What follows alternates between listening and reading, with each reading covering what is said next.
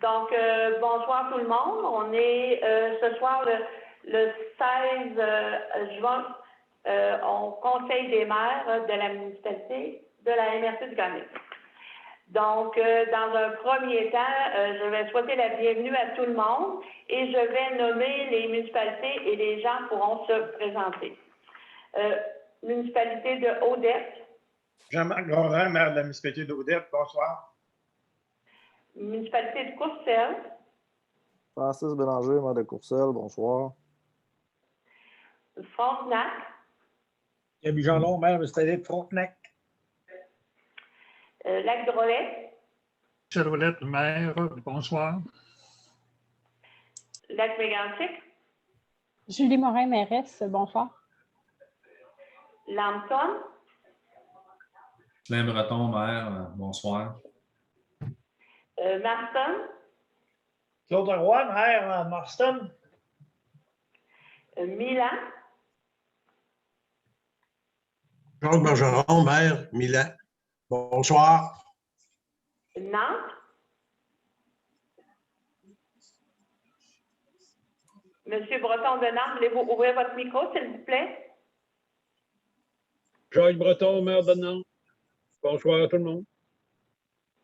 Notre-Dame-des-Bois. Justine Robert, mairesse, bonsoir.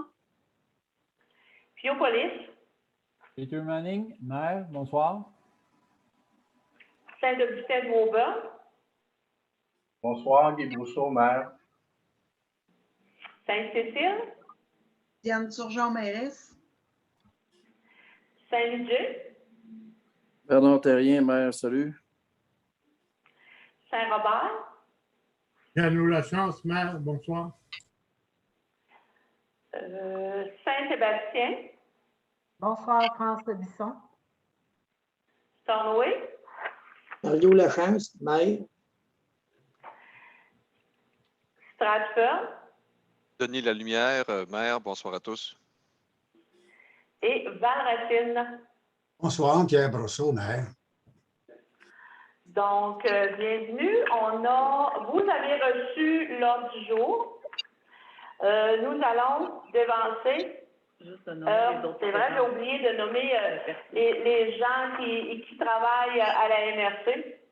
Madame Sonia Cloutier, DG, Madame Sarah Oniszewski, adjointe à la greffe, Rémi Morin, responsable de l'eau au niveau de l'environnement, Monsieur Raphaël Lambert, géomatique, qui gère le droit de parole aussi.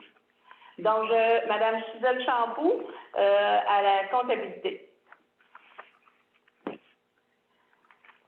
Donc, vous avez reçu l'ordre du jour. Je vais vous dire qu'on va passer le point 16.2, rapport financier, tout de suite après le point 7 qui est dans l'ordre du jour. Et ensuite de ça, dans le variant, on va ajouter vente pour taxe.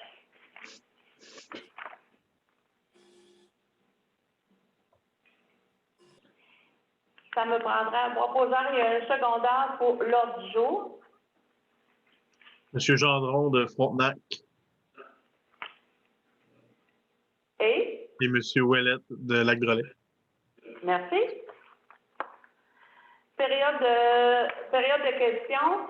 Comme on est en enregistré, s'il y a des gens qui nous écoutent et qui veulent poser des questions, vous allez juste à les adresser sur notre site Internet et on se fera un plaisir d'y répondre.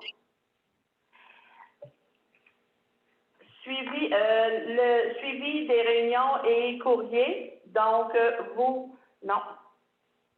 Oui, suivi des réunions et courriers. Est-ce que vous avez des questions dans le suivi des réunions et courriers? Non?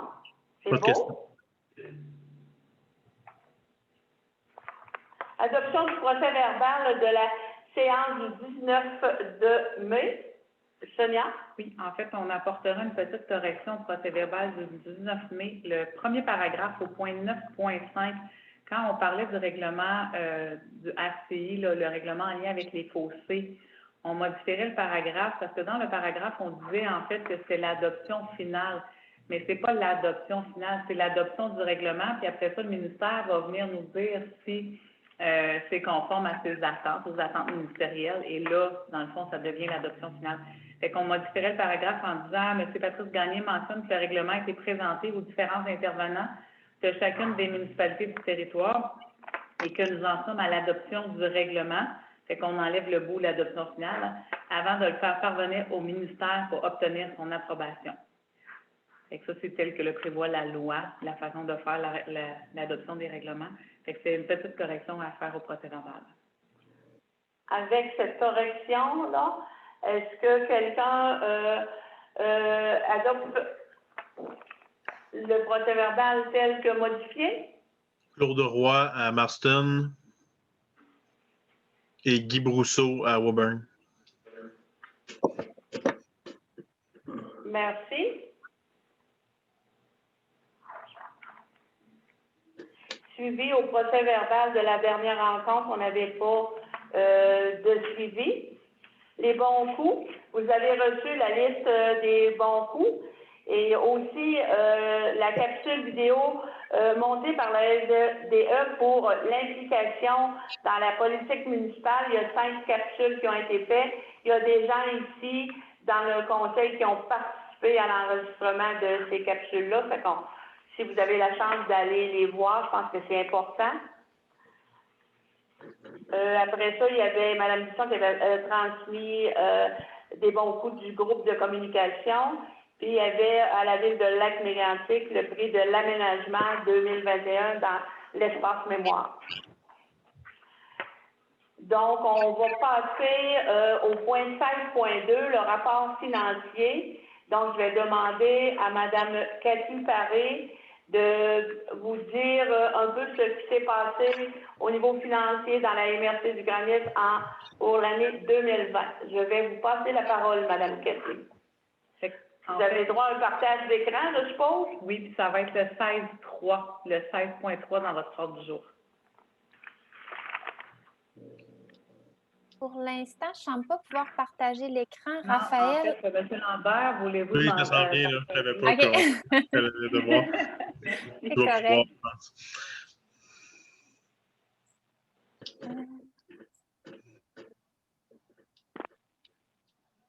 Parfait. Est-ce qu'on voit le partage d'écran? Oui, moi, de mon côté, oui. OK. Parfait. Donc, comme Mme Fecteau le mentionnait, je vais vous présenter les états financiers sommairement de la MRC du Granit pour l'exercice terminé le 31 décembre 2020. Donc, on va principalement traiter que de la MRC du Granit puisque dans les états financiers de la MRC du Granit sont consolidés la SDE. Par contre, là, la présentation va vraiment être que axée sur les données de la MRC du Granit. Donc, on va utiliser la colonne qui est administration municipale. Donc, au niveau des revenus de fonctionnement, on parle de 9 132 000 et les charges, donc les dépenses, de 9 210 000 ce qui fait un déficit comptable de 77 000. Par contre, on doit effectuer certains ajustements afin d'arriver au surplus ou au déficit de fonctionnement à des fins fiscales. Donc, je vais vous les présenter quand même rapidement. Donc, au niveau de l'amortissement des immobilisations, qui est une dépense comptable, mais qui n'est pas une dépense aux fins là, des quotes-parts. Donc, on vient ajouter 135 000 au déficit de 77 000. Au courant de l'année 2020, la MRC a encaissé des prêts et des placements, principalement trois volets, dont Énergie du Granit pour un 814 000 qui a été encaissé. Par contre, si vous descendez un petit peu plus bas, vous avez aussi le remboursement de la dette en négatif de 814 000 Donc, on vient faire le plus et le moins. Donc, ça n'a pas d'impact au niveau du surplus. Au niveau des autres prêts et placements encaissés, on va parler au niveau du FLI, donc le Fonds d'investissement local, et aussi au niveau d'un nouveau programme qui a été mis en place en 2020 suite à la pandémie, le PAU-PME. Donc, c'est des prêts qui ont été effectués durant l'année et qui ont été remboursés. Encore une fois, tout ce qui est au niveau du Fonds local d'investissement et du PAU-PME, ça ne touche pas votre excédent au 31 décembre 2020, puisque lorsque des revenus sont gagnés ou lorsque des prêts sont remboursés, la MRC du Granit se doit de le retransférer dans un fonds réservé. Donc, si on regarde au niveau des ajustements un petit peu plus bas, vous voyez en négatif 990 000. Donc, c'est tout ce qui est en lien avec le PAU-PME et le FLI qu'on vient retirer de votre excédent puisque ça n'a pas d'impact au niveau du fonctionnement de la MRC du Granit. Au niveau des autres ajustements qu'on doit effectuer, provision pour moins-value. Donc, durant l'année 2020, au niveau des différents prêts qui ont été effectués à des entreprises, il y a un montant de 165 198 qui a été provisionné, qui est une dépense comptable, mais qui n'est pas une dépense à des fins fiscales. Donc, on vient ajouter le montant de 165 000. Financement des activités à long terme, qu'est-ce qu'on retrouve dans le 832 074? Il y a eu deux montants que la MRC a encaissés en 2020 concernant le Fonds local d'investissement. Donc, le gouvernement a réinjecté des fonds pour que la MRC puisse faire des prêts supplémentaires. Et aussi au niveau du PAU-PME, au 31 décembre 2020, la MRC a encaissé 568 000 d'argent pour effectuer des prêts aux entreprises. Donc, le montant de 832 000 qu'on voit en positif se retrouve en négatif dans le 990 000, un petit peu plus bas. Dernier élément, dans le fond, l'excédent de fonctionnement affecté, donc un montant de 483 577 qui est ajouté. Ce montant provient en fait du budget 2020. Pour que le budget soit en équilibre, la MRC avait prévu utiliser des surplus d'un montant de 483 577. Donc, comme il était prévu d'utiliser les surplus, nous, on doit le présenter comme un revenu au niveau du 31 décembre 2020. Donc, une fois tous les ajustements considérés, on parle d'un excédent de 716 859 pour l'exercice terminé le 31 décembre 2020.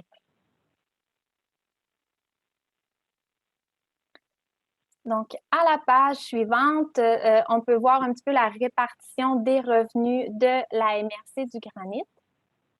Et si on va ensuite, je vais essayer de le mettre un petit peu plus gros. Au niveau des revenus, donc, on va vous présenter les catégories de revenus de la MRC en fonction du budget. Donc, la colonne grise est votre budget 2020 et la colonne du centre est le réel 2020.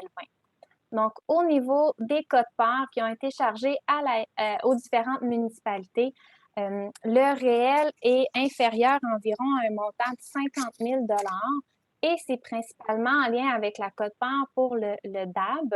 Donc, c'est au niveau comptable, en fin d'exercice, on l'a considéré comme un revenu d'investissement afin de couvrir là, les différentes dépenses en lien avec le projet d'immobilisation corporelle. Donc, il a été retiré des revenus de fonctionnement pour le considérer au niveau de l'investissement. Au niveau des revenus de transfert, ce qu'on retrouve, c'est les subventions que la MRC a reçues durant l'année. Donc, on peut voir au budget était prévu 2 473 000 et au réel, on parle de 2 757 000. Donc, plus de subventions que votre budget. Deux principales plus grosses variations au niveau de la rénovation urbaine, donc de la SHQ. Il y a eu plus de rénovations qui ont été effectuées, plus de demandes. Donc, oui, il y a eu plus de subventions. Ça n'a pas d'impact sur votre surplus parce que les montants qui sont encaissés en subvention sont reversés aux gens qui sont admissibles au programme. Donc, plus de subventions, plus de dépenses. Et aussi au niveau du programme du Fonds d'appui au rayonnement des régions, donc le projet FARR, que la MRC a reçu une subvention plus élevée, mais encore une fois, les montants y ont été redistribués là, selon l'entente de subvention.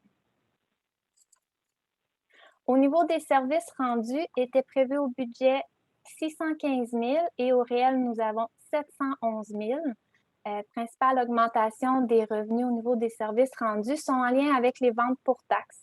Donc, il y a eu plus de montants qui ont été générés en revenus pour les ventes pour taxes. mais encore une fois, la dépense est plus élevée.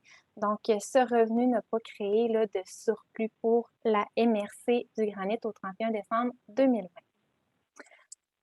Au niveau avant-dernière catégorie de revenus, c'est en fait revenus de placement énergie du Granit. Donc, c'est les montants qui ont été reçus, qui ont été reversés aux municipalités partenaires et aussi là, les frais d'intérêt que la MRC paye en lien avec l'emprunt qui a été effectué pour Énergie du Granit. Donc, dans le fond, ça ne crée pas de surplus, ça compense les dépenses qui sont en lien avec Énergie du Granit. Au niveau des autres revenus, au budget était prévu 17 000 et au réel 66 000. Donc, l'augmentation versus votre budget, c'est des revenus qui n'étaient pas budgétés, dont je parle des intérêts qui sont générés sur les placements fonds locaux d'investissement.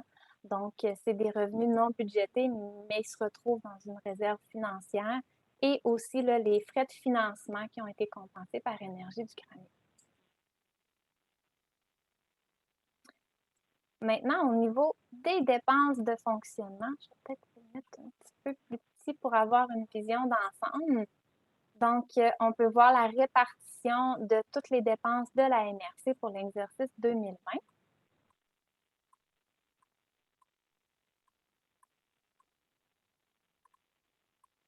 Peut-être un petit peu plus gros. Donc, au niveau des dépenses d'administration, était prévu au budget 3 361 000 et au réel, les dépenses ont été inférieures d'environ 115 000 puisque le réel est de 3 246 000. Ce qui s'explique beaucoup, c'est tout ce qui est frais de déplacement. L'impact de la COVID a fait en sorte qu'il y a eu moins de dépenses au niveau de l'administration, les formations, le déplacement, moins de dépenses en lien avec le conseil aussi. Et certains projets là, qui n'ont pas été réalisés, qui étaient prévus au budget. Donc, il y a eu une économie à ce niveau-là. Au niveau de la sécurité publique, le volet incendie, donc au budget 197 000 et au réel 215 000. Donc, c'est quand même très, très près de votre budget. Dans le transport autre, ce qu'on retrouve, c'est les contributions qui sont versées pour le transport collectif et le transport adapté. Donc, on peut voir au budget qui était prévu 388 000 et au réel, un montant a été versé de 479 000.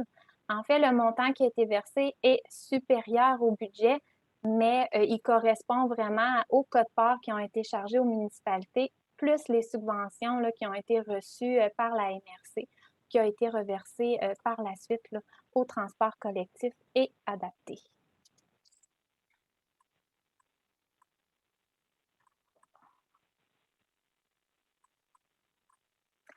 Au niveau maintenant des dépenses de l'hygiène du milieu qu'on retrouve en 3 catégories. La première qui est l'eau et l'égout. Donc, on peut voir au budget qui était prévu 587 000 et au réel 548 000 donc un petit peu moins de dépenses. Versus le budget, on peut voir que la masse salariale a été moins importante que ce qui était prévu au budget et le transport des boues aussi là, qui a été moins dispendieuse qu'au budget. Au niveau de l'hygiène du milieu, matières résiduelles, ce qu'on retrouve, c'est toutes les dépenses en lien avec la collecte des ordures, de la récupération et du compost. Donc, qui était prévu au budget 1 594 000 et au réel, on parle de 1 530 000. Je vous dirais que c'est grosso modo dans chacune des catégories qu'il y a eu des économies là, au niveau des dépenses. Donc, c'est environ 64 000 de moins de dépenses. Hygiène du milieu autre, ce qu'on retrouve, c'est principalement les cours d'eau. Donc, au budget était prévu 401 000 et au réel, on parle de 321 000. Donc, c'est des projets là, en lien avec le fonds bassin versant et aussi là, les salaires versus le budget qui ont été moins élevés.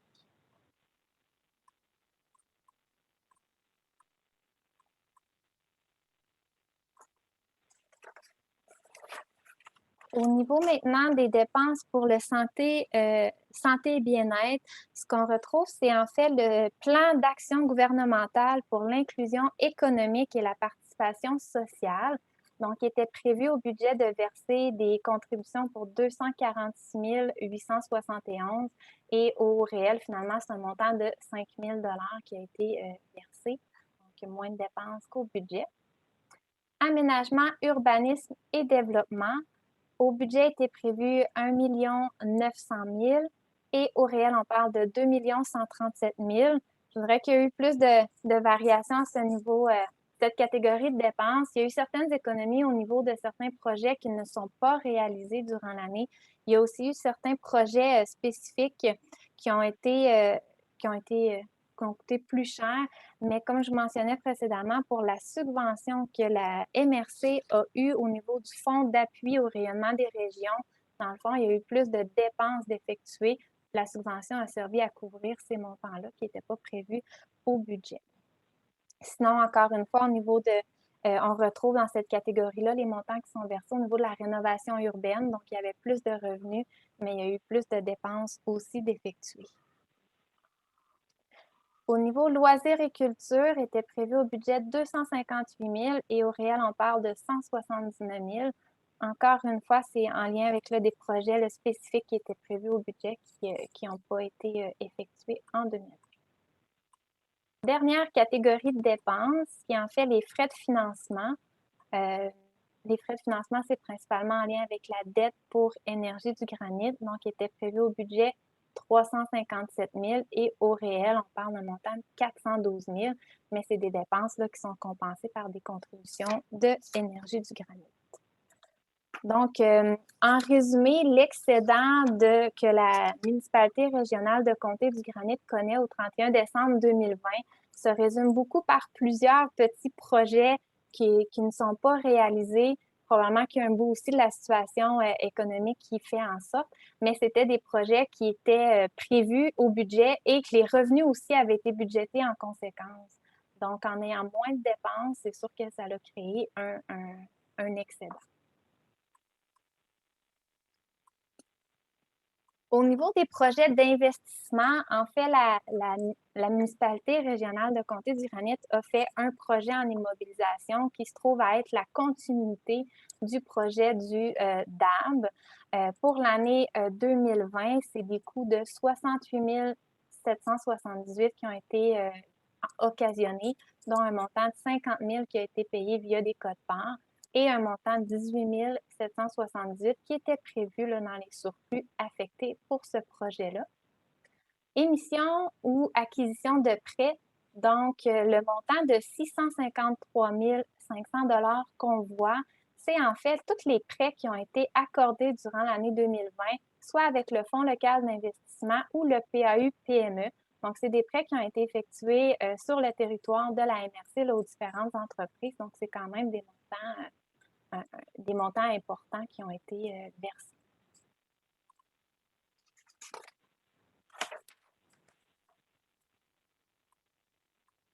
Maintenant, au niveau de la situation financière, quand on regarde le détail de l'excédent accumulé, au 31 décembre 2020, on parle d'excédent de fonctionnement non affecté de 631 146. Si on est dans la colonne 2020, la première qu'on voit à gauche, et l'excédent de fonctionnement affecté, donc via résolution, c'est des montants qui sont prévus à des fins précises, on parle de 1 228 760. Au niveau, je crois dans le document que vous avez en main, vous avez le détail un petit peu plus bas du tableau qui vient mentionner que dans le budget 2021, il y a un montant de 826 061 $ qui est prévu pour arriver en équilibre. Donc, c'est un montant qui est inclus dans votre 1,2 million puisqu'il est déjà affecté à l'année 2021. Il y a aussi des surplus affectés aux activités de développement pour 175 977. Un surplus pour les élections d'un montant de 138 500. Un surplus de 17 000 pour l'aménagement des salles, donc qui datait de l'exercice terminé le 31 décembre 2019, mais qui n'a pas été encore dépensé. Le projet n'est pas réalisé. Et il reste encore au niveau du projet DAB un montant de 71 222 qui figure dans vos surplus affectés.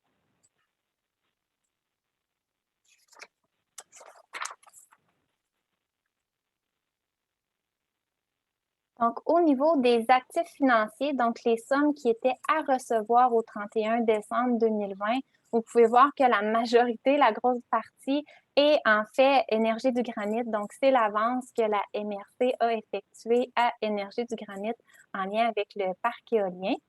Sinon, les différents montants à recevoir, on peut trouver au niveau du gouvernement du Québec et du Canada des montants, soit de le ministère de la Sécurité publique qui encaissé en date d'aujourd'hui, mais qui est à recevoir au 31 décembre 2020, et différents programmes de subvention, dont le Fonds régional et ruralité, qui avait un montant de 365 000 à recevoir au 31 décembre 2020. Mais c'est toutes des sommes qui n'ont pas d'enjeu au niveau de la recouvrabilité. Au niveau des différents comptes de banque de la MRC, on parle d'un montant de 3 444 693 $.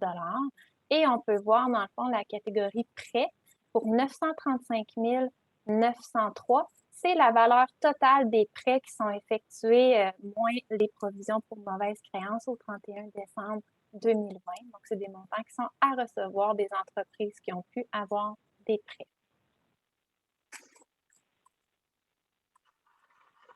Maintenant, au niveau des passifs, donc des dettes, des montants qui sont à payer au 31 décembre 2020, on peut voir au niveau de la dette quand même qui occupe une bonne partie, mais il y a en fait 3 volets à la dette de la MRC du Granit, qui est en fait Énergie du Granit.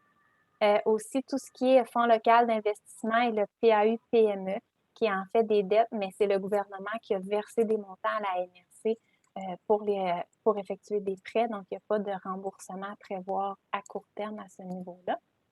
Et on retrouve aussi des comptes à payer normaux, qui est les fournisseurs, des salaires, des vacances à payer, et des revenus reportés quand même pour 1 152 000. Ce qu'on entend par revenus reportés, c'est des sommes que la MRC a déjà encaissées, mais qu'au 31 décembre 2020, ils n'étaient pas dépensés selon les ententes là, de subvention. Donc, on appelle ça un revenu reporté puisqu'il va pouvoir être comptabilisé en revenu seulement au moment où est-ce que les dépenses en question vont être effectuées. Et la dernière page de la présentation est concernant l'endettement, en fait, de la municipalité régionale de Comté-du-Granit. La dette totale au 31 décembre 2020 se situait à 16 182 845. De cette dette-là, on retire les montants qui sont pour le Fonds local d'investissement et le PAU-PME de 1 530 845. Et il reste, dans le fond, la dette de 14 652 000 qui est en fait tout associée là, au parc éolien. Donc, la MRC du Granit n'a pas d'autres dettes, là, outre si on enlève les prêts et Énergie du Granit, elle n'a pas d'autres dettes dans son passif. Ça fait le tour de la présentation, Mme Fecteau, des états financiers. Cathy, est-ce que tu peux enlever, s'il te plaît, ton partage d'écran pour qu'on puisse voir? Oui. Parce que là, c'est plus difficile, on a beaucoup de participants. Merci. Ça doit avoir marché, parfait. Après la lecture des états financiers, est-ce que vous avez des questions pour Mme Cathy?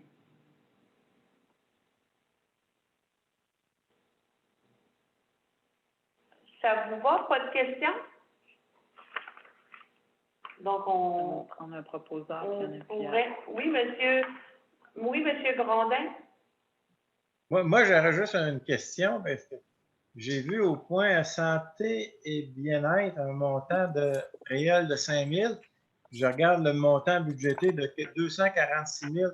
J'aimerais savoir, je trouve que la différence est grande. Je voudrais une explication, savoir c'est quoi qu'il y a une grande différence. C'est quoi exactement santé et bien-être, le 5 000 versus le 246 000 qui a été fait en budget?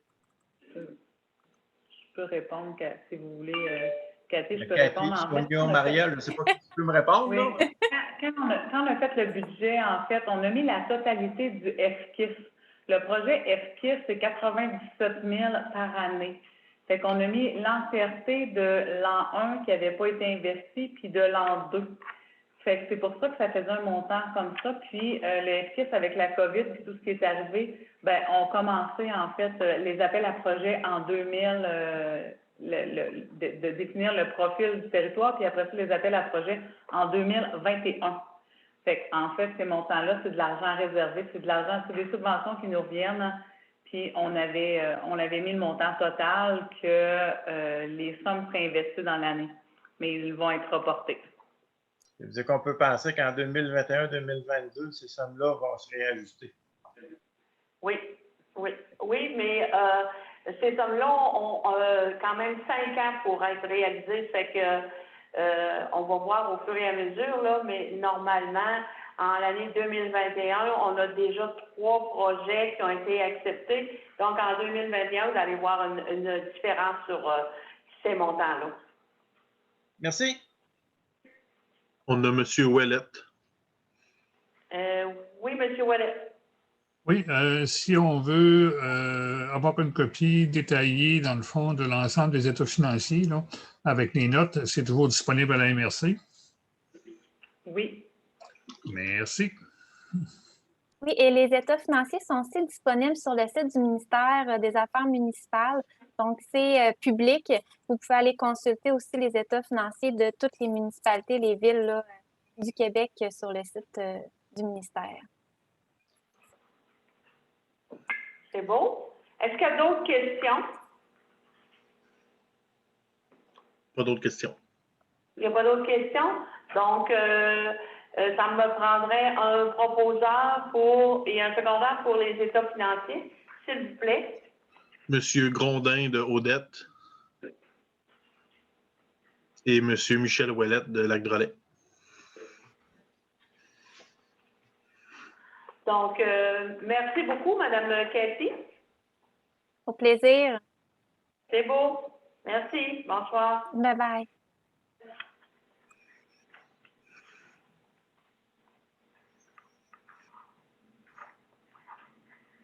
Donc, on serait rendu au point 8, rapport d'activité du comité PDZA. Le comité PDZA a eu lieu ce matin. Et le rapport d'activité, je ne l'ai pas fait parce que j'ai été en rencontre tout le reste de la journée, aller avec vous maintenant ce soir. Donc, au mois prochain, on vous fournira le rapport du PDZA. Les bons coûts en environnement, le 9.1, on n'en avait pas. Le 9.2, rapport d'activité du comité consultatif en environnement. Est-ce que je vous passe la parole, M. Lalumière? Très brièvement, merci Mme Fecteau. Le CCE a tenu une réunion le 14 juin. Il y a des recommandations qui sont à l'ordre du jour ce soir, mais on a également discuté de d'autres enjeux qui, j'imagine, reviendront au Conseil des maires en juillet, concernant, par exemple, la prochaine entente avec Récupération Frontenac et également une résolution d'appui à une MRC qui fait des représentations pour que le ministère de l'Environnement améliore la qualité des données qu'il utilise là, sur le tonnage là, pour les industries, commerces et institutions. On a également nommé M. Claude Roy comme représentant du CCE au sein du comité de travail Agri-Récup. Voilà, je pense que ça fait le tour rapidement. Les autres sujets sont à l'ordre du jour. Merci. Donc, M. Morin étant présent, le point 9.3, c'est les projets, l'approbation des projets du deuxième appel de projet, parce qu'au fond, bassin versant, cette année, on a fait un deuxième appel de projet. Donc, je vais demander à Rémi qu'il les présente, s'il vous plaît, parce que les gens ont reçu la feuille des projets retenus. En fait, c'est dénommé, Rémi, puis s'il y a des questions, tu seras en mesure de leur répondre. Parfait. Oui, bonsoir à tout le monde. C'est ça, au deuxième appel de projet, on a reçu 3 projets qui cadrent dans le fonds bassin versant. On en avait reçu 3 au premier appel de projet, donc pour un total de 6. Et justement, le budget permet de financer 6 projets. Donc, l'ensemble des projets ont été recommandés par le CCE pour un montant de 7 000 $. Les projets, le premier projet vient d'une demande du COBARIC, d'une caractérisation des problématiques de débit de points dans le bassin versant de la rivière Samson. Donc, ça touche les municipalités d'Odette, Saint-Robert et Saint-Ludger. C'est une caractérisation quand même assez vaste sur le territoire que COBARIC va réaliser. Ensuite, on a une demande de Lac-Drolet pour un portrait diagnostic du bassin versant du Lac-Drolet. En fait, c'est une mise à jour du portrait qui commence à dater là, de presque une dizaine d'années. Donc, c'est bien de faire une mise à jour de ce portrait-là. Et une importante campagne de sensibilisation qui va s'étirer aussi sur plusieurs années pour les propriétaires riverains. Ensuite, on a une demande de la municipalité de Saint-Romain en partenariat avec la municipalité de Lambton pour un projet de support pour la qualité de l'eau et caractérisation des plantes exotiques envahissantes. Un projet qui consiste principalement à embaucher une ressource en environnement pour réaliser diverses tâches pour une meilleure pérennité de la qualité de l'eau du Grand Lac Saint-François, dont une harmonisation des règlements. Donc, c'est un projet très intéressant qu'on reçoit ici favorablement au CCE. Et ça fait le tour pour les 3 projets réguliers qui ont été recommandés au Fonds bassin versant. Au tableau, j'ai ajouté aussi une demande qu'on considère comme une demande autre ou dans la catégorie opportunité ou la catégorie des sommes qu'on se réserve pour des projets spéciaux. Et ici, la municipalité de Nantes demande de l'argent à la MRC au Fonds bassin versant pour les soutenir dans la préparation des plans et devis pour la réfection du barrage du lac Wheaton. Ça fait quelques années que ce barrage-là présente des signes de vieillissement. Bientôt va venir le temps de faire une réfection complète. Donc, le CCA a jugé important, pertinent de supporter, d'aider la municipalité de Nantes pour, du moins, la phase des plans et devis nécessaires à la réfection du barrage du lac Wheaton. Donc, le projet, c'était d'une valeur de 7 700 $ et la municipalité demandait un support de 50 % de ce montant-là. Donc, 3 850 $ ont été approuvés. Donc, ça fait le tour pour ce point-là.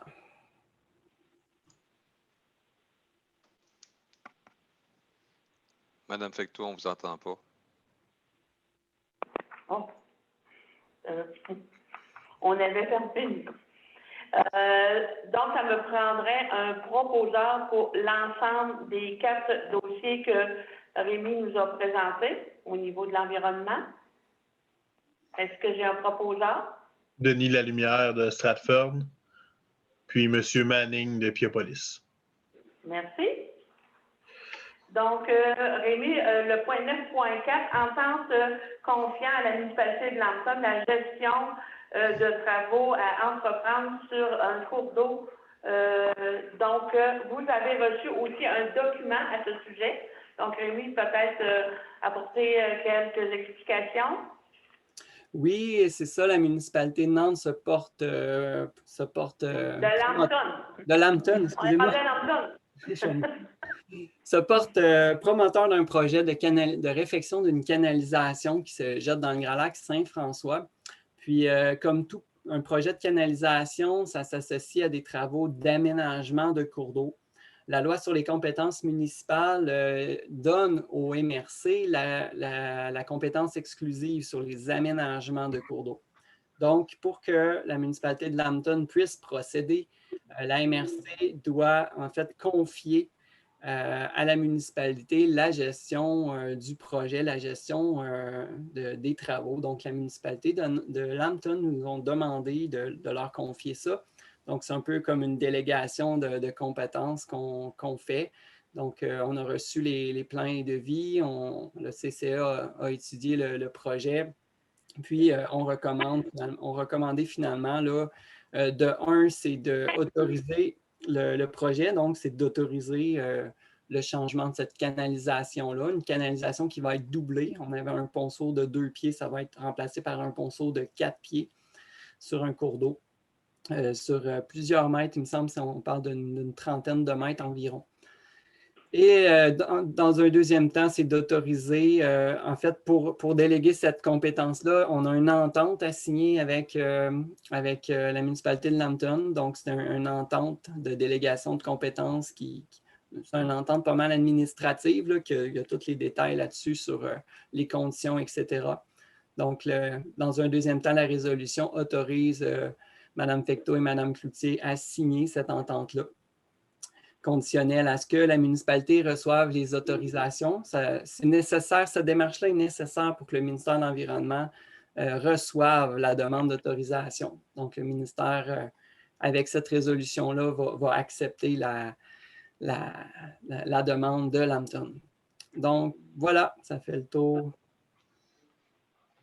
Est-ce que vous avez des questions pour Rémi?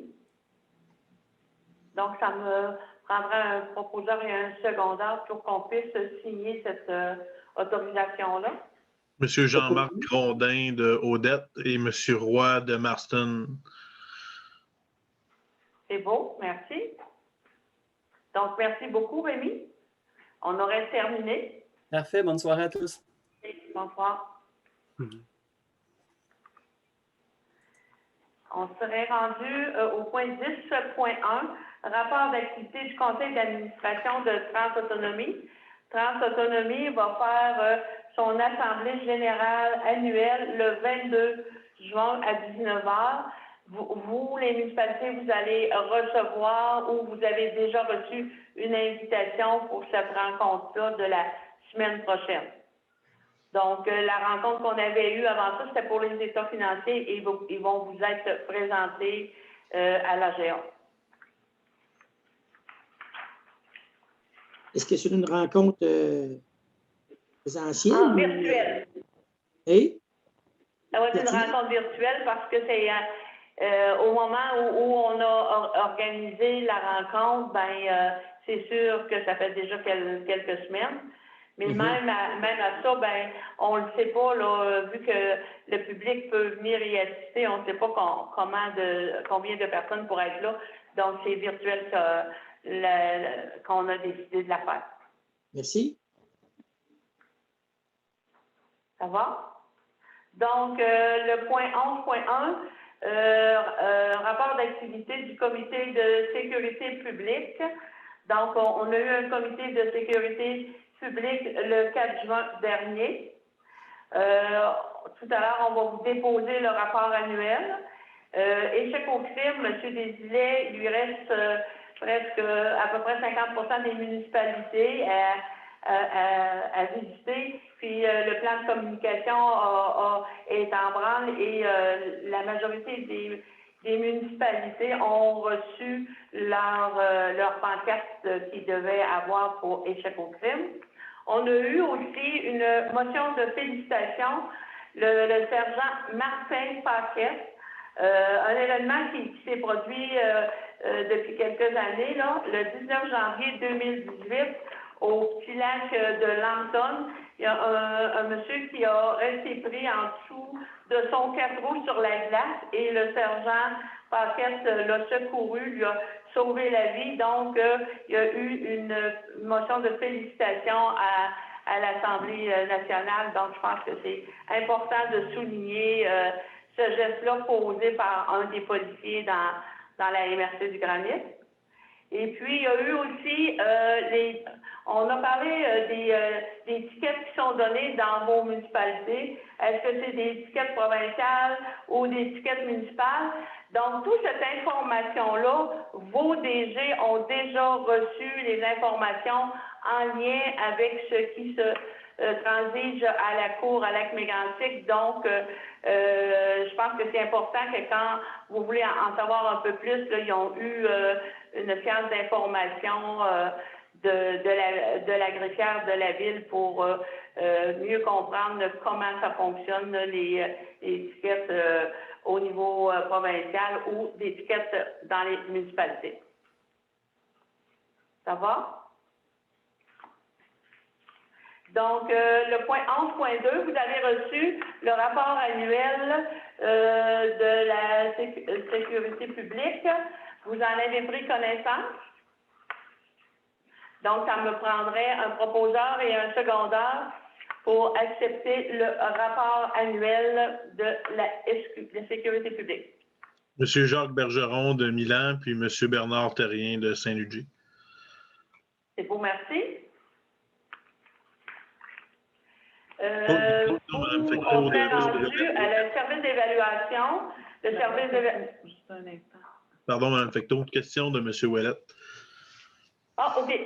Je n'avais pas M. Ouellet dans mon écran, là. Oui, M. Ouellet. Juste un petit commentaire. Notre monsieur policier, ce n'est pas sa meilleure photo qu'il nous a mis là. Fait que ce serait juste peut-être intéressant, dans le fond, d'avoir une photo un petit peu plus stylisée, là. Parce que la photo de M. Gladu, là, il est de face, comme ceux qui prennent lorsqu'ils arrêtent les gens. Fait que c'est juste une suggestion. Ah, OK. Vous trouvez? Ouais. C'est le service qui nous envoie les photos, là. C'est eux. C'est le centre de service qui nous envoie ça. Ça veut dire qu'il n'est pas avantagé dans sa photo, là. C'est ça que vous voulez dire? Oui, exactement. OK.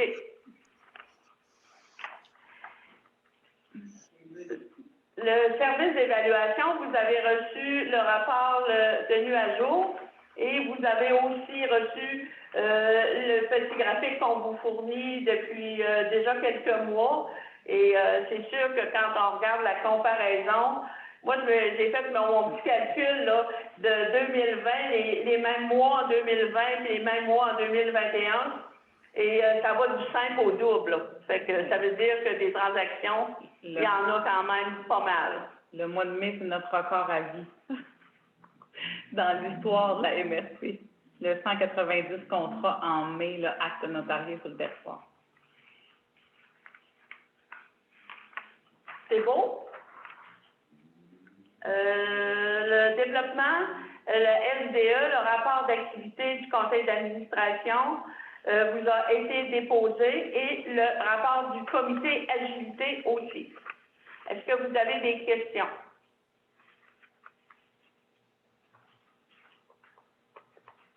Ça va? Le 13.2, demande d'appui au réseau Accès Entreprise, gestion des fonds au cours de la durée de la convention. Donc, le 13.2, est-ce que... Oui, en fait, vous avez reçu la résolution de SDEG qui nous demande d'appuyer cette résolution-là. C'est un mouvement, là, les MRC au Québec sont en train de... On a une recommandation d'appui. Vous vous souvenez, le réseau Accès Entreprise, il est arrivé au courant de la dernière, en début d'année, la MRC du Granit et tous les MRC du Québec se sont fait octroyer un montant de 900 000 $ pour l'embauche de nouvelles ressources en développement pour nos entreprises. Fait que c'est vraiment pour relancer l'économie et c'était 200 000 par année sur un 4 ans et demi, mais l'an 1, à cause des délais, c'est comme s'il faudrait en fait investir 300 000 dans l'an 1.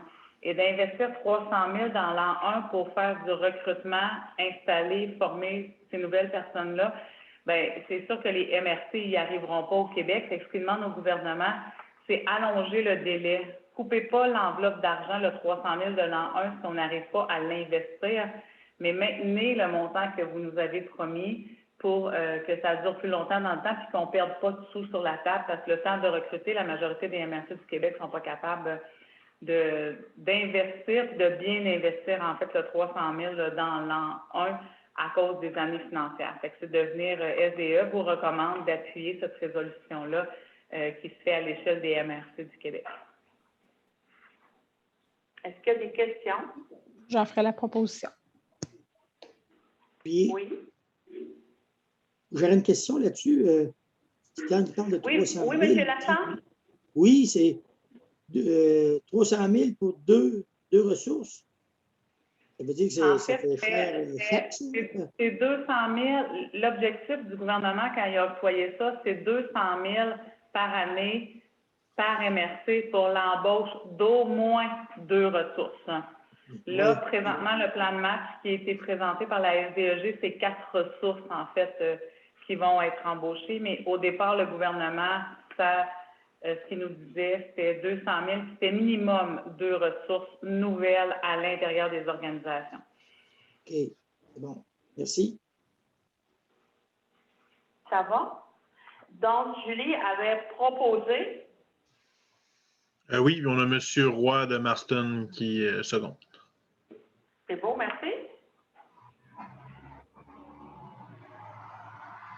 Donc, le 13.3, rapport de fin de programme du Fonds de développement des territoires, le FDT, pour l'année 2015 à 2020. Donc, vous avez reçu le rapport. Le rapport est semblable au rapport qu'on a fait depuis la première année de ce fonds-là, à l'exception que le rapport est pour l'ensemble des 5 années du projet. Oui, le rapport va se retrouver aussi sur le site Internet de la MRC. C'est une obligation là, que le MAMACH nous demande. Là, ça fait partie de nos obligations dans la reddition de compte là, de mettre le rapport public sur le site de la MRC. Est-ce qu'il y a des questions?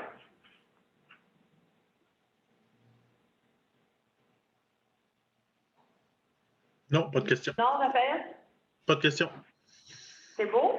Donc, ça me prendrait un proposeur et un secondaire pour le rapport. On a M. Jeannot Lachance de Saint-Robert et M. Michel Ouellette de Lac-Drolet. C'est beau, merci. Le point 13.4, nomination au conseil d'administration d'Économie Esprit. Oui, effectivement, Économie Esprit a changé de façon d'être gouvernée et maintenant, c'est les MRC de l'Esprit qui vont gouverner Économie Esprit. Vous avez reçu, en fait, chaque territoire, chaque MRC avait droit, en fait, avec les nouveaux règlements généraux, à un siège actif puis un siège observateur. Fait que vous avez reçu de la Société de développement économique, en fait, une recommandation pour qu'on nomme la directrice de la SDEG, là, Carole Foran, à titre de membre actif, puis que vous nommiez moi, Sonia Cloutier, la directrice de la MRC, à titre de membre observateur sur le nouveau conseil d'administration d'Économie Esprit. Est-ce qu'il y a des questions? Oui, moi, j'aurais une question. Est-ce que éventuellement, tu vas nous parler un peu plus ou il y a un autre moment où on va comprendre les réflexions qu'il y a eu entourant ça? Parce que là, on entend que c'est devenu Économie Esprit est devenu une responsabilité des MRC ou délégué au MRC, mais on ne l'a jamais su. Donc, j'ai quand même des questions là-dessus. Là. Moi, je suis d'accord à ce qu'on recommande Carole Foran. Je pense que c'est sa place.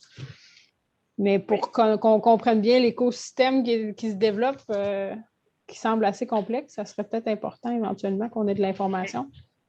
On va regarder, voir en fait si ce n'est pas le rôle de SDEG de vous expliquer la nouvelle façon de faire, parce que c'est vraiment les équipes de développement économique qui ont été impliquées dans ce processus-là. Sauf que l'information qu'on nous donne, c'est que ça a été délégué au MRC. Oui. Puis que là, la MRC du Granit donne le mandat à la SDE. Donc, à la base, la MRC devrait comprendre ce qu'elle a reçu comme responsabilité et ce qu'elle délègue. Oui, on pourra vous partager les informations. Je les ai, les informations. C'est bon. Okay. Merci. C'est beau. On a M. Brousseau qui a levé la main, qui lève la main. Oui, M. Brousseau. Oui, lorsqu'on a parlé de ça à la SDEG, c'était le poste de remplaçant que Sonia devra occuper, mais là, j'entends un observateur, c'est pas la même chose. En fait, les règlements d'Économie Esprit, il y a 2 sièges par territoire. Un siège de membre actif puis un siège de membre observateur. Ce qui a été convenu avec les directions générales des MRC et les directions des directeurs de développement économique des MRC, c'est que les directeurs de développement économique des MRC vont être les membres actifs, puis les directions générales des MRC vont être des membres observateurs, qui vont être invités à l'occasion. Mais la résolution parle uniquement de remplaçants. La résolution qui va être préparée par la MRC En fait, ça va être vraiment un membre observateur sur les règlements généraux d'économie esprit. Parfait, merci.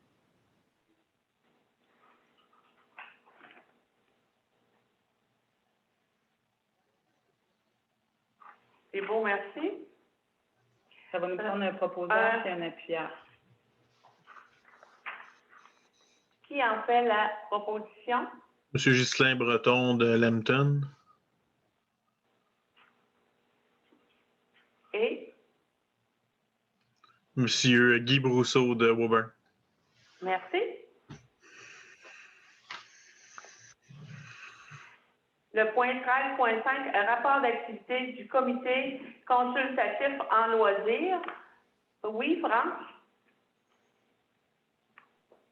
Vous avez reçu dans les documents la description du réseau bleu-blanc-vert pour avec le bleu, le blanc et le vert. Il y a les objectifs qu'on veut définir puis ce qu'on veut, les actions à prendre pour avoir une réussite.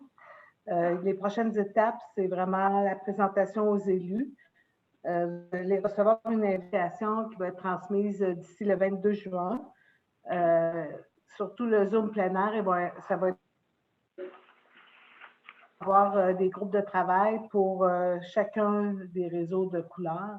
Fait que si vous êtes intéressé, à ça va suivre un dépôt de projet, une enveloppe d'à peu près 25 000 $, puis les dépôts de projet devront se faire avant le 17 septembre.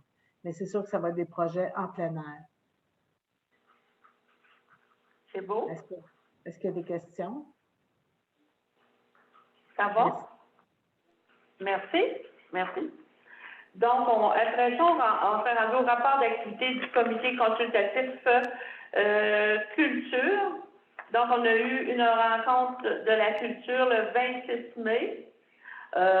Au niveau, au point suivant, on va vous présenter les projets. On a aussi parlé du patrimoine archéologique parce qu'on sait que l'exposition de Clovis là, revient au centre sportif pour parce qu'elle avait passé à travers différentes expositions au Canada. Projet pilote aussi au niveau de l'archéologie. Monsieur Chapdelaine, qui a fait les recherches depuis autant d'années qu'il s'est fait ici dans le secteur de Frontenac, va venir en août faire une journée, lui, une journée, une autre personne de son équipe pour sensibiliser la population aux recherches qu'ils ont faites là, sur le terrain qui est situé à Frontenac. En plus de ça, il va y avoir des équipes qui vont faire visiter l'endroit où il y a eu des recherches, mais seulement avec des équipes. Il n'y a personne qui va pouvoir aller là tout seul juste pour aller voir le site. Il y a eu des aménagements de fait au niveau d'un stationnement pour que les gens qui veulent y aller accompagner puissent stationner les autos à l'intérieur du site là, pour ne pas du tout endommager ce qui était les endroits où il y a eu des fouilles. Donc, je pense que c'est important. Ça fait déjà plusieurs années qu'on parle du site archéologique. Donc, cette année, on a les deux choses. On a l'exposition qui va être au centre sportif et on a M. Chapdelaine qui va venir sensibiliser la population une fin de semaine et on a des gens qui vont faire visiter le site, mais ça va être sur réservation. Ce sont des gens qui ont un très grand intérêt tout ce qui s'appelle fouilles archéologiques pour être capable de sensibiliser les gens qui veulent aller voir. Ensuite de ça, là, on est en train de finaliser les fiches pour les rénovations du patrimonial. Et après ça, on va faire dans les prochains mois la mise à jour de la politique culturelle de la MRC. Et après ça, il y aura dans la tribune de présentation des activités culturelles dans la MRC du Granit, un peu comme on le faisait au niveau de la polyvalente là, dans les autres années, parce que là, on ne peut pas le faire en présence, donc on va le faire en promotion dans la tribune. Est-ce qu'il y a des questions? Ça va? Ensuite de ça, rapport d'activité, recommandation du Fonds de développement culturel pour l'année 2021. Vous avez reçu les projets et vous avez reçu les projets et est-ce que vous avez des questions sur les projets? Les projets ont été analysés par le comité culturel.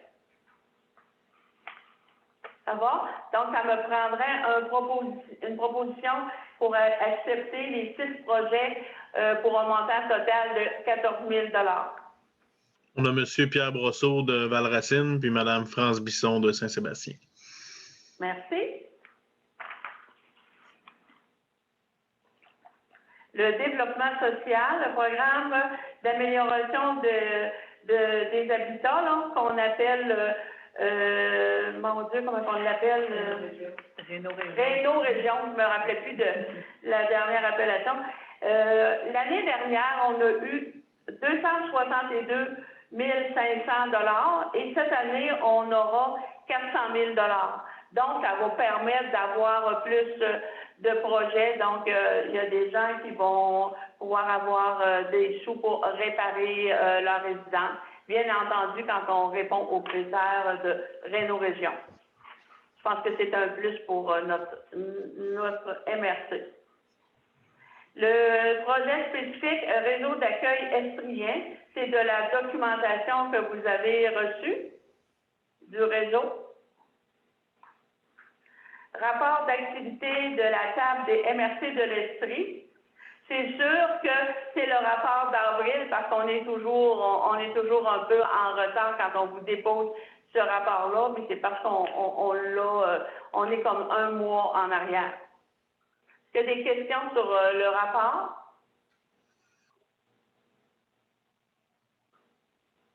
Non, pas de questions. OK. Le 15.3, adoption de la planification stratégique de la MRC 2021-2026. Donc, on vous a apporté quelques explications dans le comité de travail avant la rencontre. Est-ce qu'il y a d'autres questions? Donc, ça me prendrait un proposeur et un secondaire pour adopter la planification stratégique de la MRC. Mme Julie Morin de Lac-Mégantic, puis Mme Micheline Robert de Notre-Dame-des-Bois. Oui, c'est beau, oui. Puis j'ajouterais aussi que la planification stratégique là, pour les gens qui nous écoutent va être disponible sur le site Internet de la MRC. Demain, le 17 juin, on va faire une conférence de presse pour la lancer. Les documents vont être par la suite là, mis sur le site de la MRC. Administration, les comptes à payer. Vous avez reçu les comptes à payer. On n'a pas eu de questions? Non, aucune question. Donc, ça me prendrait un proposeur et un secondaire pour les comptes. Monsieur Gaby Gendron de Frontenac. Oui. Puis Monsieur Jeannot Lachance de Saint-Robert. Merci. La remise de la liste des dépenses récurrentes du mois de mai. C'est un dépôt. Est-ce que vous avez des questions? C'est beau, merci. Le 16.4, adoption du règlement numéro 2021-11 modifiant le règlement numéro 2019-08 sur la gestion contractuelle. Vous avez reçu une copie du règlement modifié? Oui. Est-ce que vous avez des questions?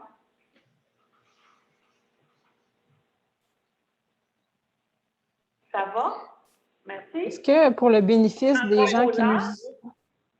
Ça a été passé? Est-ce que pour le bénéfice des gens qui pourraient nous écouter, vous pourriez faire minimalement un petit résumé des changements, par exemple? Ou? Oui. Sur la politique de gestion contractuelle? Oui. En fait, oui, c'est des précisions qui avaient été demandées lors du dernier Conseil des maires qui demandait est-ce que la politique d'achat local s'adresse également à la modification de la politique de gestion contractuelle? Pour le bénéfice des gens qui nous écoutent, la politique de gestion contractuelle, ce qu'on est venu faire dans la modification, c'est le gouvernement qui nous demandait de prévoir une section pour l'achat l'achat de fournitures auprès d'entreprises québécoises.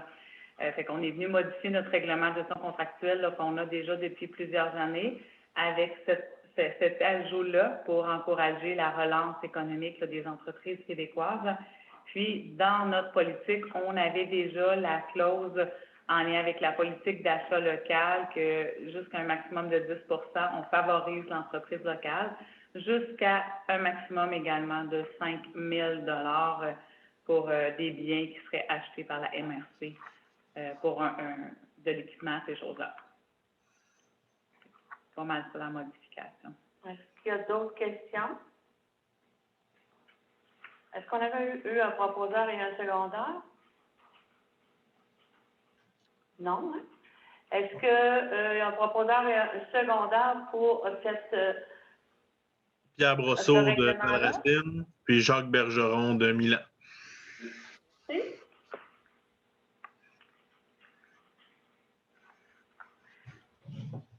Le 16.5, engagement des sommes du développement du volet 2 du Fonds de région ruralité. Donc, vous avez reçu une résolution. Est-ce qu'il y a des questions sur la résolution pour l'engagement des sommes du FRR volet 2? Puis, je veux vous spécifier que ces sommes-là, c'est les sommes qu'on a prévues au budget en novembre dernier. C'est les mêmes montants qu'on retrouve pour pouvoir faire la réduction de compte avec le MAMACH. On a besoin d'adopter une résolution qui vient dire comment une partie des sommes de l'année 2021-2022 est investie. Je dis oui, c'est ça, en 21-22. Faut pas que je me mêle, c'est le 21-22, oui. Ça va? Donc... Madame Fecteau, M. Roy vient de lever la main. M. Roy vient... Oui, M. Roy? Tu vas le proposer, mais c'est... Ah! Vous vouliez le proposer, merci. Oui, M. Roy. Qui veut le seconder? Madame Micheline Robert de Notre-Dame-des-Bois. Madame Robert, merci. Renouvellement de notre contrat d'assurance municipale avec la MNQ. Sonia? Oui. J'arrive. Avec notre contrat c'est le renouvellement de notre contrat d'assurance avec la MMQ. Le montant du contrat qu'on a avec la MMQ, c'est un montant de 32 970,32 pour l'assurance responsabilité biens et services de la MRC. Ça inclut, oui, le bâtiment de la MRC, ses équipements, la responsabilité administrateur, mais aussi notre installation, les installations qu'on a au DAB, puis les équipements mobiles aussi au DAB, là, le loader puis la camionnette. Donc, ça me prend une résolution pour le renouvellement du contrat avec la MMQ. Monsieur Brousseau de Woburn. Et Monsieur Ouellette de Lac-Drolet.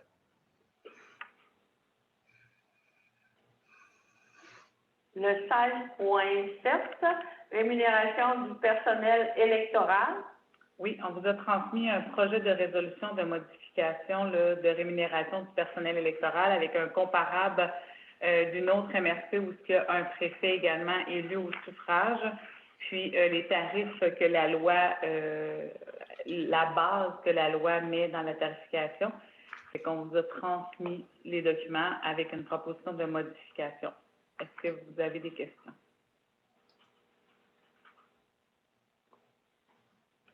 Vous n'avez pas de...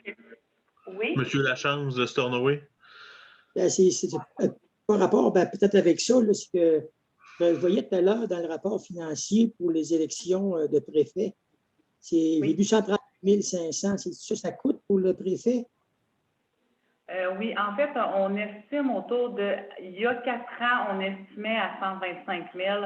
Là, on avait bonifié un petit peu en se disant, on va s'en mettre un petit peu. Fait que là, on a un fonds réservé de 135 200 quelque chose là, pour la prochaine élection. Oui.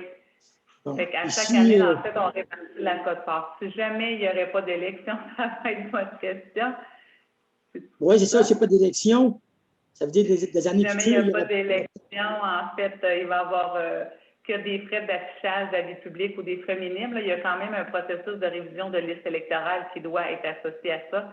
Mais je pense que les dépenses vont être plus aux alentours de 10-15 000. Là, je préfère un estimé. Là, ça, c'est facile pour moi de vous faire un petit topo pour vous dire s'il n'y en avait pas. Puis, on va rester réservé, puis je vais vous suggérer, en fait, de le conserver pour dans 4 ans.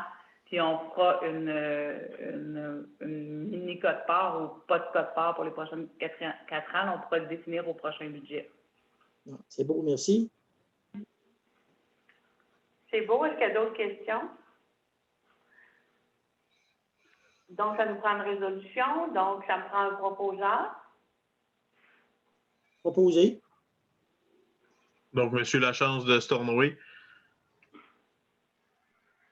Puis M. Brosseau de Valracine.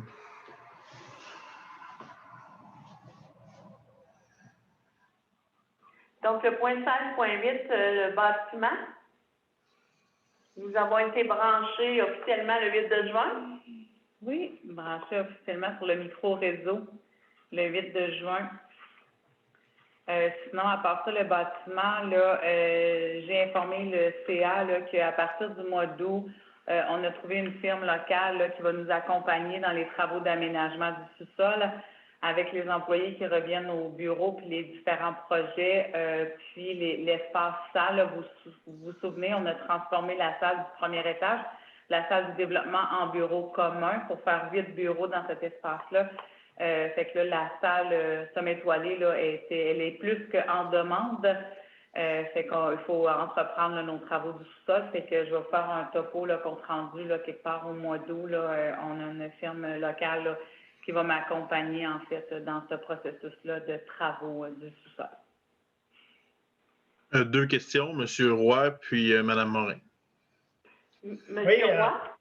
En mai dernier, dans les factures des comptes à payer, il y avait une facture qui disait affaissement dans l'entretoit. Il y a eu des frais pour aller vérifier l'affaissement qu'il y avait eu dans l'entretoit. On parle de bâtiment, là. J'aurais aimé en savoir plus long. Moi, ça m'intrigue, ça. C'était le vent. En fait, c'est peut-être l'expression était un peu exagérée. C'est pas la toiture du tout. C'est le vent, en fait, qui était descendu. C'est qu'on est allé dans l'entretoit à remettre, je vais dire du feuillard, là. Je ne sais pas c'est quoi l'autre terme, là, mais je pense que les méthodes de construction. Mais on est allé, en fait, s'assurer que le vent s'était bien fixé, là. C'est le vent qui avait descendu dans l'entretoit. Fait que la toiture est en parfait état.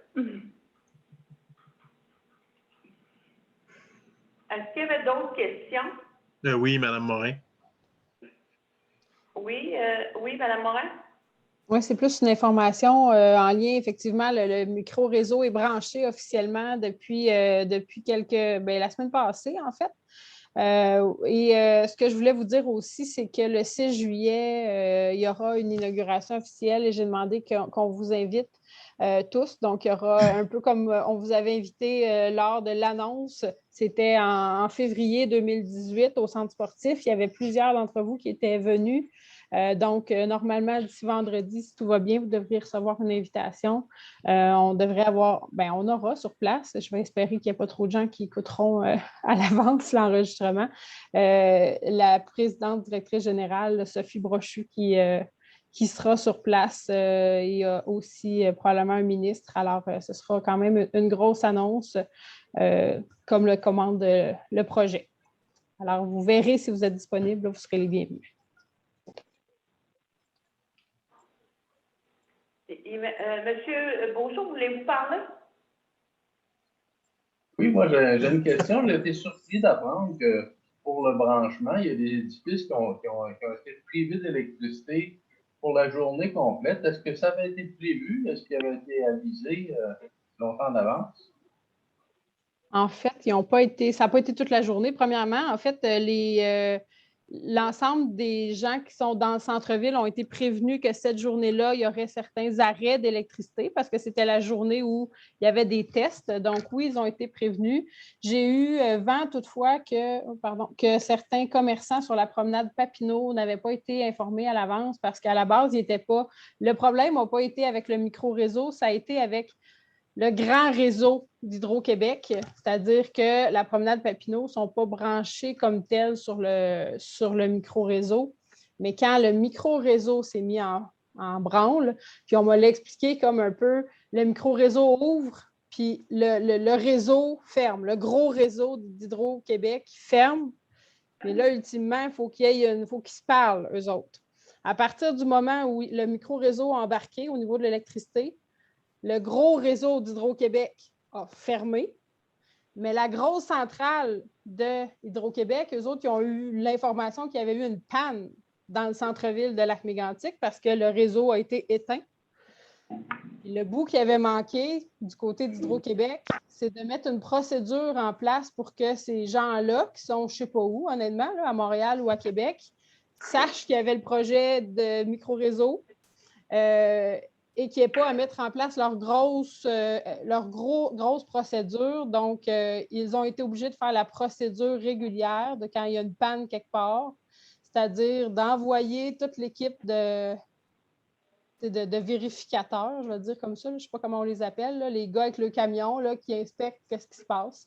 Fait qu'il a fallu, il aurait pu à Lac-Mégantic juste réouvrir la switch, mais il a fallu qu'Hydro-Québec fasse son grand processus, que les gros camions descendent, qu'ils regardent si c'était correct, et après, ils ont ouvert la switch. Donc, il y a eu 2 heures, ce n'est pas toute la journée. Ça a été de 11 heures à 2 heures, je pense que ça fait 3 heures l'après-midi que ça a été fermé, effectivement. Donc, mais... Bon, on m'a informé que la garderie du Concerto a dû fermer pour la journée. Là. Ça a un impact sur tous les parents qui fréquentent cette garderie-là. Bien, ça me surprend, par contre, là, honnêtement, parce qu'ils l'ont su. Eux autres, le Concerto, ils faisaient pas. C'est les promenades Papineau qui ont. C'est vraiment le Concerto qui a pas. Qui l'ont su, je vais dire, même quelques jours à l'avance. Je ne sais pas, la MRC, vous l'avez reçu quand, l'information, mais tout le monde l'a reçu en même temps, quelques jours d'avance. Je vais voir. Mais je vais voir, Guy, par contre, c'est peut-être même dans le Concerto. Tu sais, mettons que Hydro-Québec a un contact dans le Concerto.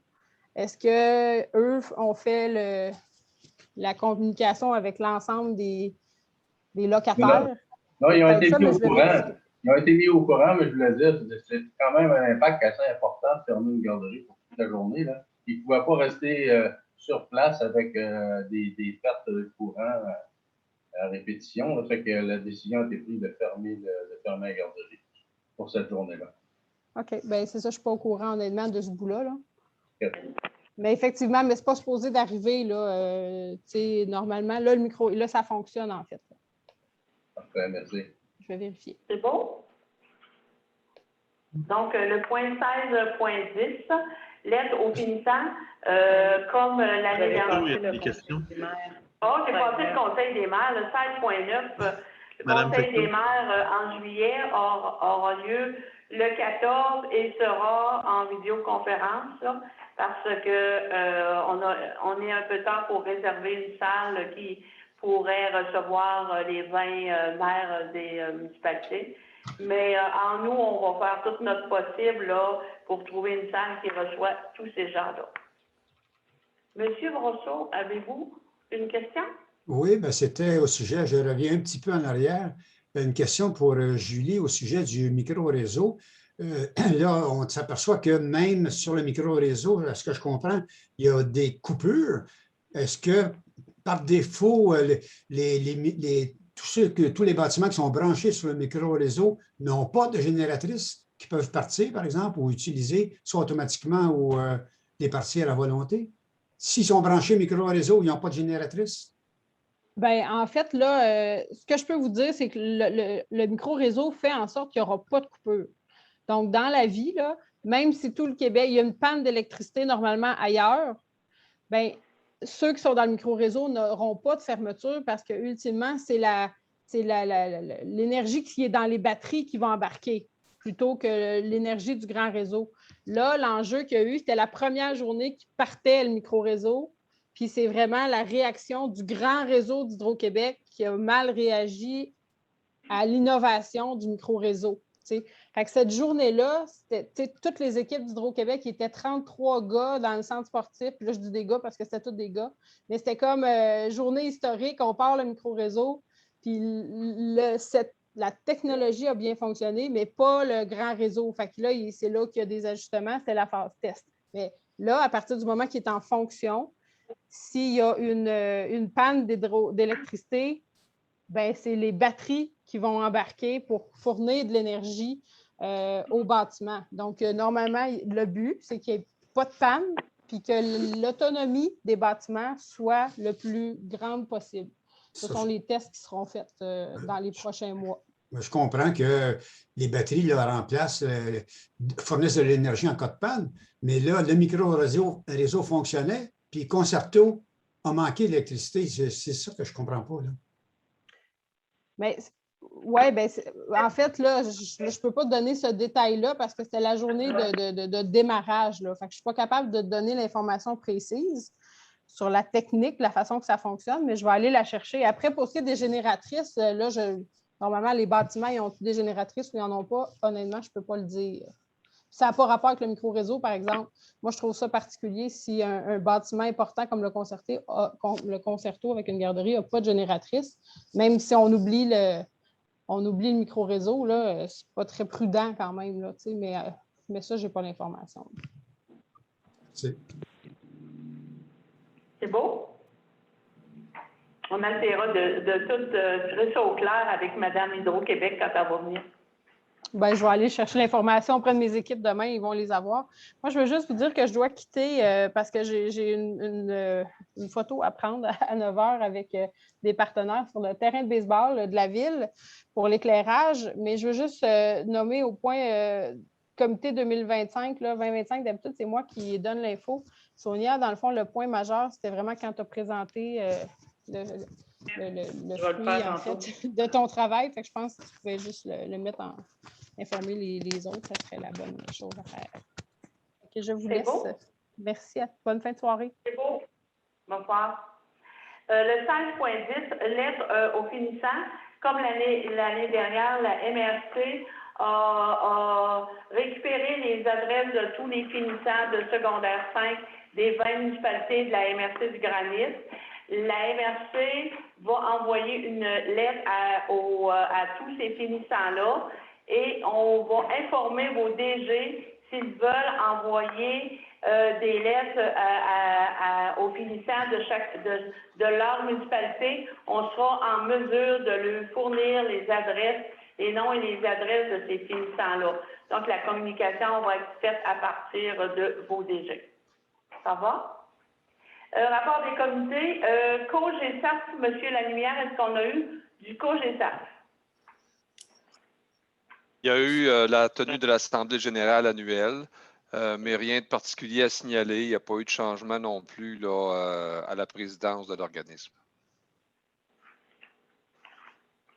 Le COBARIC, M. Terrien. Oui, il y a eu une réunion, mais je ne sais pas s'il y a eu de quoi de spécial. En tout cas, je n'ai pas eu de compte rendu de ça, mais je ne pouvais être présent à la réunion là-bas. C'est beau. La table d'harmonisation du parc national du Mont-Mégantic, il n'y a pas eu de réunion. Cet après-midi, il y a eu une réunion du parc national de Frontenac. Et ce qu'on peut vous dire, c'est que comme dans tous les parcs, là, il y a eu une augmentation de 25% de la clientèle au niveau du parc Frontenac pour l'année dernière. Là. Pour la randonnée? De fréquentation du parc. Pourquoi? Est-ce que c'est pour faire du camping? Est-ce que c'est pour faire autre chose? Mais c'est 25% d'augmentation. Et cette année, ben, ils prévoient autant.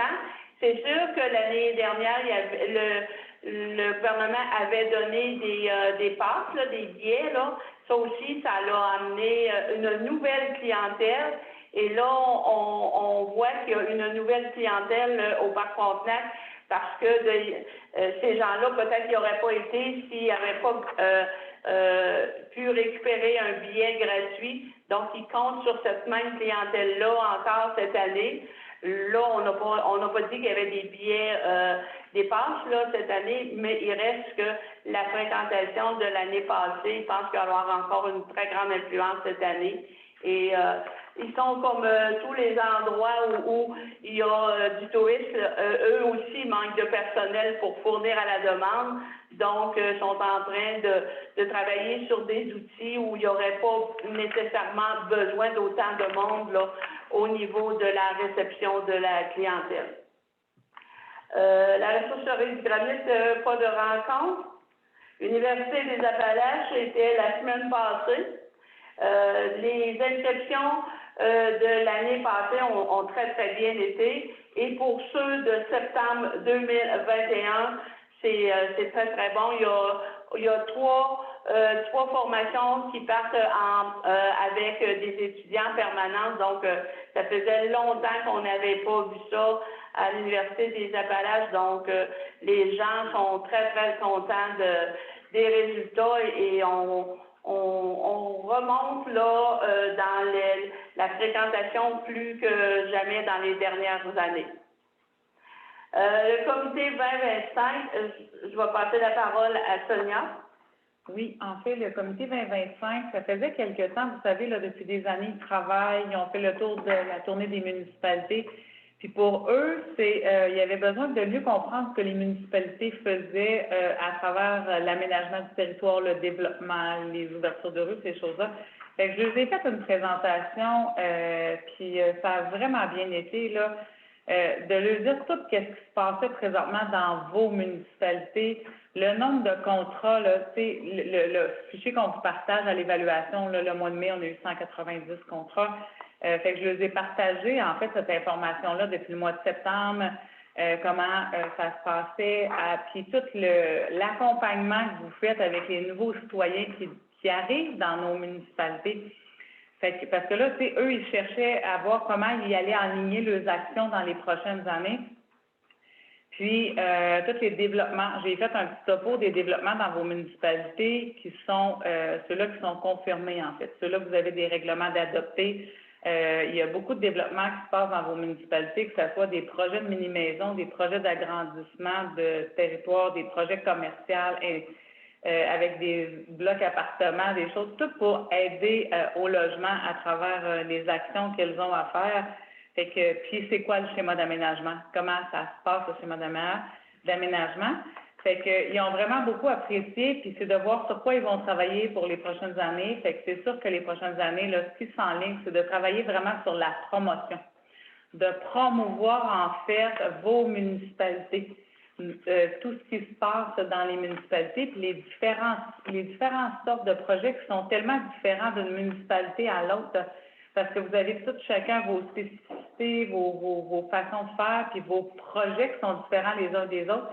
Fait que là, ce qu'ils vont enligner là, pour la prochaine étape, c'est vraiment de faire du marketing pour bien vendre la région aux touristes, aux nouveaux arrivants, ces choses-là. Fait que c'est la prochaine étape là, sur laquelle ils vont travailler. Puis beaucoup sur le logement aussi, là, c'est aussi pour ça, parce que là, on est en pénurie de logements un peu partout. Fait que c'est les actions qu'ils vont faire là, dans la prochaine année. Est-ce qu'il y a des questions? Ça va? Donc, le point 18, projet éolien. Vous avez reçu le rapport du mois. Oui, puis j'en profite également pour vous mentionner qu'il va y avoir la GA. Vous avez vous allez recevoir d'ici la fin de la semaine les documents pour la GA de Énergie du Granit qui va être le 29 juin à 19h en vidéoconférence. Puis il va y avoir la présentation là, du rapport financier d'Énergie du Granit lors de la GA. C'est beau. Dans le variant, il y avait vente pour taxe. Oui, on a maintenant, la loi nous permet de tenir la vente pour taxe. Fait qu'on a convenu avec l'équipe de tenir la vente pour taxe là, avant la période des vacances. Fait que vendredi, le 9 juillet, la vente pour taxe va se tenir.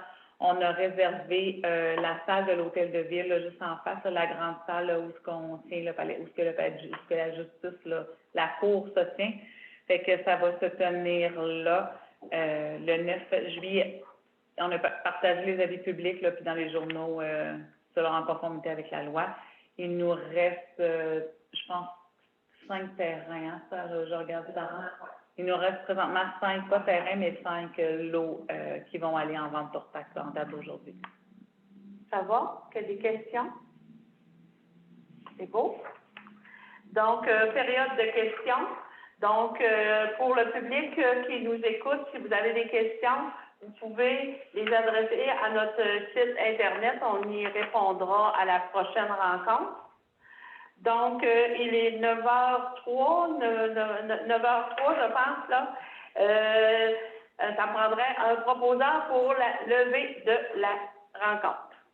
Monsieur Bergeron à Milan. Donc, bonsoir tout le monde.